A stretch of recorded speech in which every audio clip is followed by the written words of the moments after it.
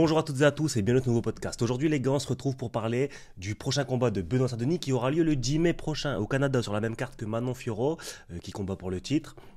Face à un adversaire, bon c'est un client, beaucoup sont pessimistes, il s'agit de Joel Alvarez, un mec qui soumet beaucoup, un mec qui lâche rien, un mec qui avance, tout comme Benoît Saint-Denis. Et c'est pour ça que tout le monde est pessimiste, tout le monde se demande si Benoît Saint-Denis va pas finir à l'état d'usine, tout le monde se demande si Benoît Saint-Denis ce sera pas le combat de trop. Certains se demandent même s'il va pas avoir une commotion, et d'autres ont déjà appelé les ambulanciers. Mais moi je suis pas si pessimiste les gars, moi je pense sincèrement que Benoît Saint-Denis peut faire quelque chose, mais on va en parler dans ce podcast. On va voir qui est Joel Alvarez, son adversaire. On va voir qui est le nouveau Benoît Saint-Denis. Est-ce qu'il a changé, nouveau coach, nouveau training camp, etc., etc. Et on va parler un petit peu de cet événement tout de suite après le générique.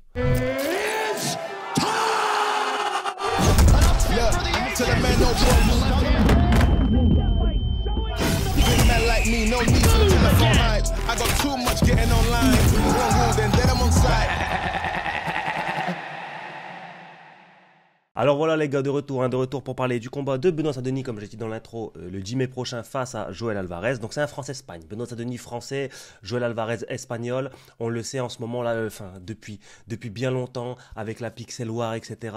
La France et l'Espagne, ça se titille. Et Benoît Saint-Denis, tu auras cette mission d'éteindre un Espagnol. Tu vas au Canada, tu vas en terrain neutre, tu le prends, tu le laisses pour mort. En tout cas, c'est ce que je souhaite. C'est ce que je souhaite et c'est ce que tous les Français souhaitent. Soutenez un petit peu Benoît Saint-Denis, c'est important. On peut taquiner sur Twitter, mais en ce moment, il y a une vague de déferlement, de déchaînement sur Benoît Saint-Denis. Injustifié, il a rien fait, le pauvre, il s'est juste pris des KO. Tu vois ce que je veux dire? Tout le monde s'acharne sur lui, encore il avait fait quelque chose de mal. Bon, il s'est juste pris des KO. Voilà, donc un KO et un TKO. Bon, il a rien fait de mal. Il vous a rien fait de mal, il s'est juste pris un KO. Voilà.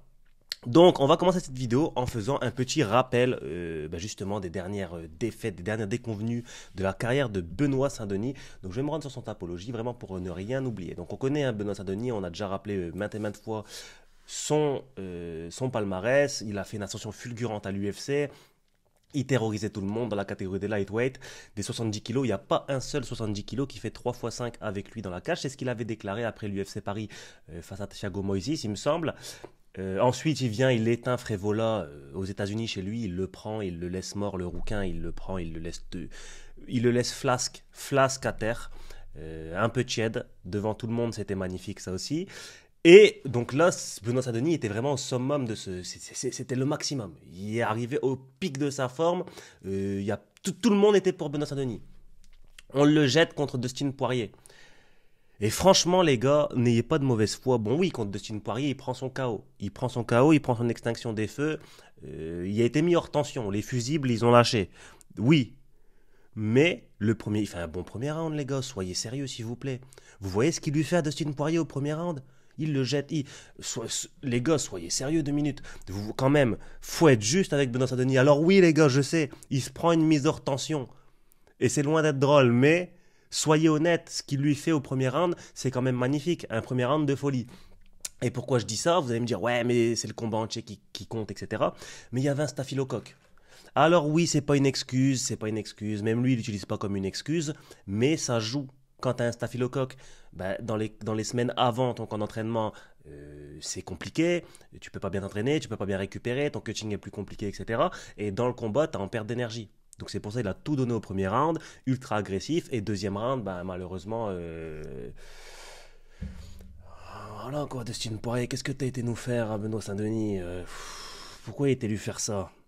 Bref, ensuite Benoît Saint-Denis, il reprend un peu ses esprits, il revient en grappling contre Marc Diakiese, je sais pas comment ça se prononce, et là il gagne en grappling, mais c'est du grappling, on en a un peu rien à faire, et ensuite Benoît Saint-Denis, il revient, je crois que c'est à l'UFC Paris en main event, juste après le combat de Nassourdine Imavov contre Brendan Allen. Main event à l'UFC Paris, dans son jardin, contre Renato Moicano, et là j'ai eu peur. J'ai vraiment eu peur pour lui. Je me suis dit, ce que Renato Moicano est en train de lui faire, c'est... il est à 2 doigts de refaire interdire le MMA en France. Renato Moicano, il est venu faire ça en France. Le ministre des Sports, il s'est dit, bon, à un moment donné, il va falloir qu'on interdise ce sport. Ce qu'il est en train de lui faire, c'est pas... Il se demandait même si c'était légal dans les règles. Tu vois, les autorités compétentes étaient en train de se regarder et regarder les membres de l'UFC. C'est légal ce qu'il est en train de lui faire, là, les coups de coude et tout, le triangle de corps comme ça. Ouais. ouais, c'est légal. Bon, c'était grave. C'était grave. Les gars, encore une fois, c'était loin d'être marrant. C'est loin d'être marrant. Mais Benoît Saint-Denis est arrivé dans ce combat. Mais les gars, j'ai une nouvelle excuse pour Benoît Saint-Denis, cette deuxième défaite. Donc, la première défaite, il arrive contre Dustin Poirier, il a un staphylocoque.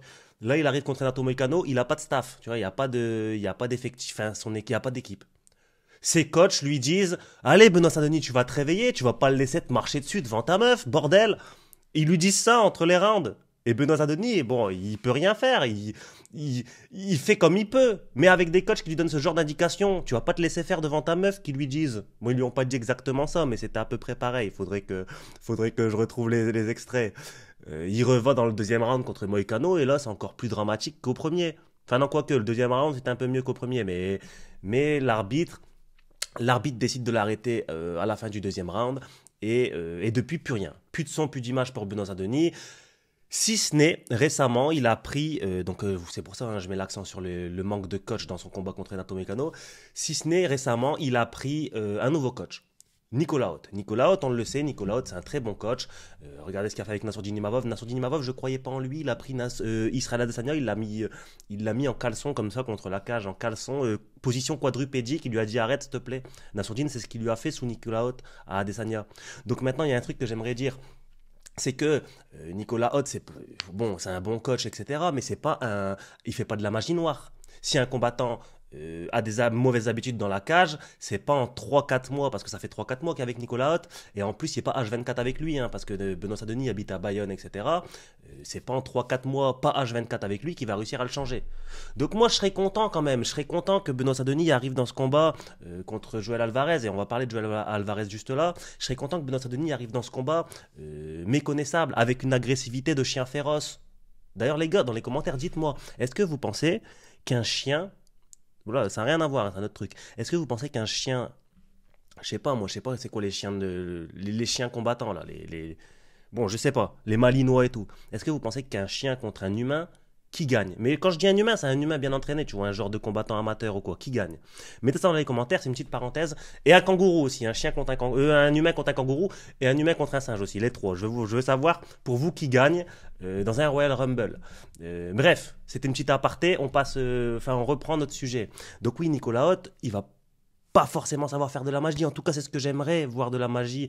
Mais est-ce qu'on va pouvoir retrouver un Benoît Saint-Denis calme et à la fois agressif, qui va savoir encaisser la pression de Joël Alvarez? Parce qu'on va en parler, Joël Alvarez, c'est quelqu'un qui met énormément la pression et qui va pouvoir venir avec un game plan. En parlant de Nicolas Haute, on a quelques déclarations de Benoît Saint-Denis il n'y a pas longtemps là, qui nous dit, donc il est passé sur le RMC Fighter Club, et Benoît Saint-Denis nous dit, alors oui, on a Benoît Saint-Denis qui nous dit: j'ai tiré des leçons de ce combat, je n'ai plus le droit à l'erreur. Donc là il parle de son combat contre Renato Moicano. Ensuite, Benoît Saint-Denis qui nous dit: quand tu es un combattant dans la cage, tu es un soldat avant tout. Tu ne peux pas être soldat et général. Donc en gros, il sous-entendait qu'il devait combattre en même temps faire son game plan tout seul. Donc ça pose problème. Maintenant, il est en train de dire, parce qu'il nous dit, hein, il me manquait, donc là on parle de Nicolas Haute, il a peut-être trouvé son général en Nicolas Haute, et il dit: il me manquait cette pièce sur l'échiquier, et je ne m'en étais pas rendu compte. Je suis très content de ce qui a été mis en place avec Nicolas Haute. Donc voilà, apparemment on aura un Benoît Saint-Denis requinqué, revigoré, et qui pourra délivrer une performance. Mais mine de rien, les gars, on dit ça en rigolant, mais tu vas dans un combat en main event de l'UFC Paris contre Renato Moicano, et t'as pas de game plan. Et le seul game plan, je le répète, c'est tu vas pas le laisser te frapper devant ta meuf. C'est quand même compliqué, les gars. Et ça faut quand même se le dire. Donc on trouve pas d'excuse à Benoît Saint-Denis, mais quand même un petit peu. Voilà, Benoît Saint-Denis, force à toi, on soutient, on regardera bien sûr. Et maintenant on va parler un petit peu de Joël Alvarez, son adversaire, parce que tout le monde, oui, Joël Alvarez va le laisser mort, va le laisser froid, va le laisser inerte, va le laisser en position quadrupédique, va le laisser tout tiède, va le laisser tout flasque, et maintes et maintes adjectifs. J'ai bien l'impression que, bon, ils sont peut-être pas très loin de la vérité, parce que Joël Alvarez, c'est quelqu'un de monstrueux. Frère, monstrueux, il est vraiment fort. On va rappeler un petit peu de sa carrière. Donc, on va prendre le classement Fight Matrix. On le sait, Benoît Saint-Denis est classé 12 ou 13 classements UFC. Joël Alvarez, j'allais dire Rodriguez, bref. Joël Alvarez, lui, il est pas classé. Il est pas classé à l'UFC, mais on va prendre le classement Fight Matrix. Et le classement Fight Matrix, c'est en fonction des victoires, etc., des défaites. Benoît Saint-Denis, lui, il est classé 26e sur Fight Matrix. Joël Alvarez, lui, il est classé 20e sur Fight Matrix. Et si on reprend son palmarès, donc c'est quelqu'un qui a 22 victoires pour 3 défaites seulement. Et Benoît Saint-Denis, lui, c'est quelqu'un qui avait 13 victoires pour 3 défaites seulement. Joël Alvarez, c'est quelqu'un qui a perdu que contre des tops, enfin 2 tops. Alors il y en a combien lui? Voilà, le tout premier contre qui avait perdu, c'était Ali Abdul Khalikov, qui est actuellement en 15-3, donc c'est pas mal, mais c'était à l'époque. Et plus récemment, il a perdu contre Damir Ismagulov, qui est actuellement en 26-3, donc vous voyez, et contre Arman Saroukian. Arman Saroukian, bon, c'est le top de la catégorie avec les Oliveira, avec les Islam Makhachev, etc. Il a perdu que contre ces gars-là. Et sinon, il a 22 victoires, et ces 22 victoires, c'est que des finishes. Il me semble que parmi tous ces finishes, il y a 3 TKO, et après, il y a que des... Attends, ouais, il y a 3 TKO. Non, il y a... Alors attendez, 2 secondes. Il y a 3 TKO au premier round, un TKO au deuxième round, un TKO au troisième round, et après, c'est que des soumissions. Il fait que finir ces gars. Et c'est ça qui est très intéressant, c'est que Joël Alvarez, pourquoi tout le monde a peur pour Benoît Saint-Denis? Parce que c'est un mec qui vient, qui met la pression. C'est un mec qui est sanglant, c'est un mec qui aime la guerre comme Benoît Saint-Denis. Donc en fait, j'ai hâte de voir les deux s'avancer dessus et se dire, et pourquoi pas les gars, pourquoi pas se convoquer au milieu finalement? Si vous deux vous aimez bien avancer, ben, convoquez-vous au milieu. Et puis comme ça, nous on en aura pour notre plaisir. Convoquez-vous au milieu, c'est tout ce qu'on demande.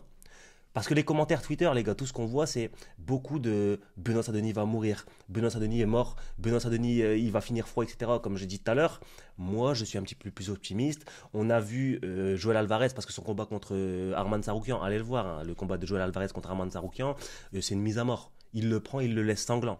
Alors oui, vous allez me dire, Renato Moicano contre Benoît Saint-Denis, c'est une mise à mort aussi, il le prend, il le laisse sanglant. Oui, c'est vrai les gars, vous avez raison. Mais c'est pour dire que des deux côtés, il y a des failles. Qui va savoir exploiter la faille de l'autre? Maintenant, pour moi, l'avantage pour Joël Alvarez, c'est qu'il est que sur des victoires. Il a la confiance avec lui. Il est que sur des victoires. Il a le peuple, enfin, entre guillemets, tout le monde le voit gagnant. Il a que des victoires, il a la confiance, il a l'expérience, parce que je l'ai dit, il a quasiment 2 fois plus de combats que Benoît Saint-Denis. Il a combattu, ouais, j'allais dire il a combattu Arman Saoukian, mais Benoît Saint-Denis il a combattu Poirier et tout, c'est un petit peu le même, c'est un petit peu la même tranche, on va dire. Et puis les deux se sont fait massacrer contre les deux, donc bon, bref. Et puis l'avantage pour BSD, il est peut-être un peu plus fou qu'Alvarez. J'ai envie de dire, il est peut-être un peu plus fou qu'Alvarez. Et c'est là que ça va être intéressant, c'est que Alvarez, là où il est fort, c'est quand il va avancer sur toi, il va pouvoir dérouler son jeu. Il a fait des victoires contre des gars qui avaient un petit peu, on va dire, peur de son striking, qu'il craignait. Si Benoît Saint-Denis vient en mode, toi mon pote, tu vas venir là au milieu, je te convoque et je vais pas reculer, il a des chances. Il a des chances et il y a aussi des chances si Benoît Saint-Denis arrive à le ramener au sol. Parce que, bon, Alvarez, c'est un mec qui se fait beaucoup takedown, il n'y a pas beaucoup de défense de takedown, mais j'ai l'impression que c'est un mec qui veut, ça le dérange pas d'aller au sol. Ça le dérange pas forcément d'aller au sol. Le seul problème, c'est que contre Saroukian, ça lui a porté préjudice. Et surtout quand c'est au centre de la cage. Donc pourquoi pas, parce qu'il se relève bien quand c'est contre la cage, donc pourquoi pas pour Benoît Saint-Denis le ramener au sol quand il est au centre de la cage et essayer de le punir comme ça.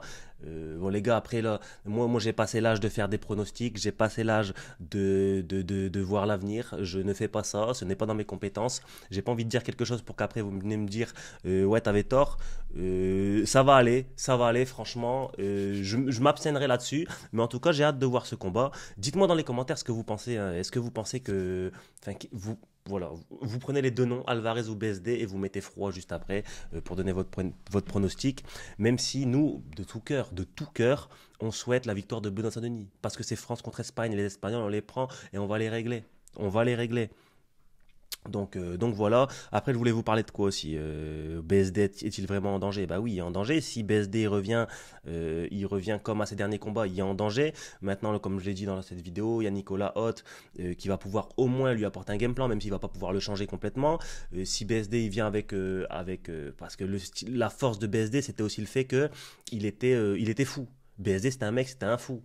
Euh, je sais pas, peut-être qu'il prenait des séances chez le psy. Son état psychiatrique était inquiétant, hein. Il était complètement fou quand il rentrait dans la cage, ce mec. BSD était complètement fou. Il rentrait dans la cage, il venait pour te détruire. Et c'était à sa faveur. Il est monté dans le top 15 comme ça, en étant complètement fou. Et les gens le craignaient en étant complètement fou. Alors est-ce que ces 2 dernières défaites, elles l'ont fait devenir normal direct?